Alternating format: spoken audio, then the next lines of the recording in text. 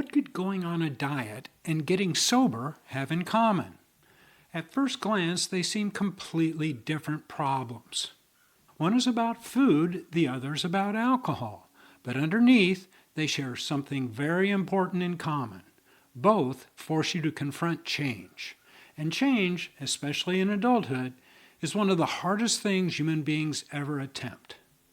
I'm Dr. Donald Crowe. I practiced emergency medicine for 40 years. And during much of that time, I struggled with two things at the same time: controlling my drinking and controlling my weight. For years, I blamed my weight on my genetics. I came from a long line of big-bellied men. We stayed thin into our 30s, stayed active, and then somewhere in midlife, the waistline slowly expanded. It felt inevitable, just part of getting older. When I was younger, if I gained a few pounds, I could play tennis all afternoon or work outside in the heat, and the weight would come right off. I never worried much about what I ate. And then somewhere in my mid-30s, that stopped working. The simple equation, calories in versus calories out, began applying to me just like it applies to everyone else. I couldn't exercise my way out of it anymore. The uncomfortable truth became obvious. If I wanted to lose weight, I had to eat less. That sounds simple, just like saying quitting drinking is simple. Just stop. So I tried to eat less. Month after month, nothing happened. Sometimes I even gained weight. Eventually, I started looking elsewhere for answers. I read about diets, low carb, high protein, low fat, high fat, completely opposite recommendations, but all claiming success. What struck me was this: they all seemed to work. How could that be? How could completely different approaches all produce results? Eventually, the answer became clear. The specific diet mattered less than the discipline required to follow it. The success didn't come from carbs or proteins. It came from doing something different consistently, with the belief that it was good for you. When I finally picked one approach and stuck with it, I lost weight. My clothes fit again. I felt better. And for a while, that success fueled my discipline. But then something happened. Once I reached my goal, I relaxed. I cheated more often. A few pounds came back, and before long, I was telling myself the old story again. This is just who I am. Years later, after I became sober, I realized how closely this mirrored recovery from alcohol. If you search online today for how to quit drinking, you'll find dozens of methods, programs, philosophies, systems, each with testimonials, each claiming to be the answer.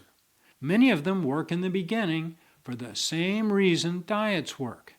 Change itself creates momentum. Discipline creates early results, and early results feel good.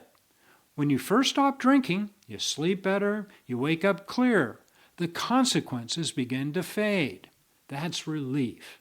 That's satisfaction. And that feeling carries people through early sobriety. But here's the critical point. Getting sober does not automatically change who you are. Getting sober gives you the opportunity to change. Those are not the same thing. In early recovery, resisting a drink requires enormous effort.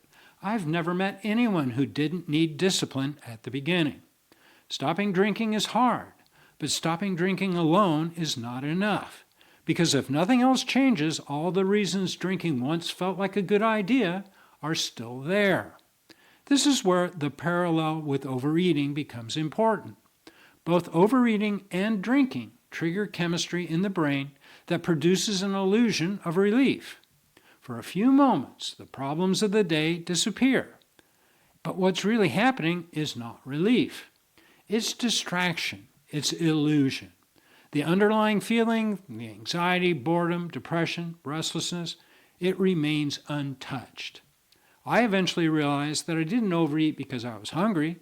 I overate because I wanted to change how I felt. And that was exactly why I drank. Alcohol didn't make me feel better. It simply covered up what I didn't want to face. Something interesting happened once I became sober. At first, I lost weight simply because the empty calories disappeared. But the weight loss continued even after that, and I believe the reason was simple. Continued sobriety forced me to deal with the reasons I had been trying to escape in the first place.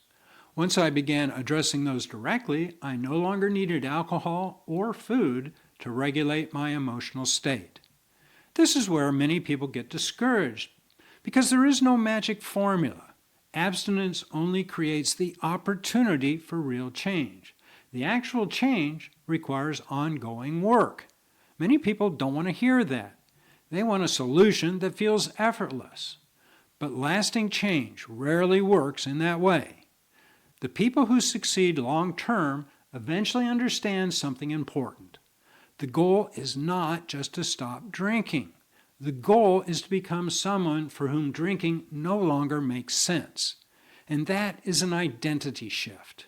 And identity shifts happen through action, not through thinking harder, not through trying harder, through doing different things repeatedly until the brain rewires itself around a new way of living. When I tried to quit drinking early on, I believed I simply needed more willpower. That kept me trapped, repeating the same strategies and expecting different results. Real change began for me when I exposed myself to new ideas and took new actions, even when they felt uncomfortable at first. If you're watching this, there's a good chance you want a different life. The real question is whether you're ready to take meaningful action for long enough for that change to occur. That's why I created something I call a 90-day sobriety survival kit. The first 90 days matter because this is when the fog begins to lift, the chemistry begins to normalize, and the benefits of sobriety start to appear. The goal isn't just to stop drinking for 90 days.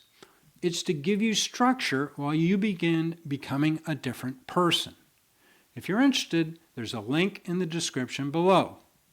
And if you want to understand more about why controlling drinking feels so difficult in the first place, watch this next video here. If this video helped, please subscribe, like, and leave a comment below. It really helps the channel reach people who need to hear this message. Thanks for watching, and I'll see you in the next one.